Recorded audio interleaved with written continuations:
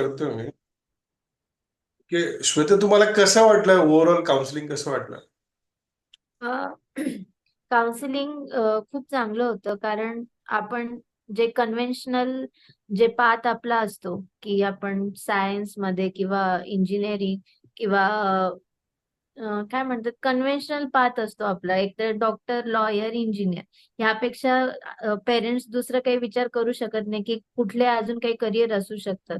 So ह्या counselling मधून हे पण कळलं की करिअर पाथ खूप आहेत. आणि आपलं जे काही जन्मजात आपल्यात जे काही इंटेलिजन्स आहे, त्याचा रिपोर्ट एवढा म्हणतो खोलवरपणे एवढं म्हणजे खोलवरपणे तुम्ही दिला. आणि त्याच्यानंतर आताच जी सिच्युएशन आहे, जे जन्मजात आहे, पण आता एवढं त्याच्या कॅरेक्टरिस्टिक्स चेंज पण झालेल्या आहेत. त्याच्या थ्रू आपण अजून कुठले करिअर पाथ चूज करू शकतो. तर हे खूप आम्हाला चांगल्या पद्धतीने तुम्ही समजवलंय. ओके. थँक्यू.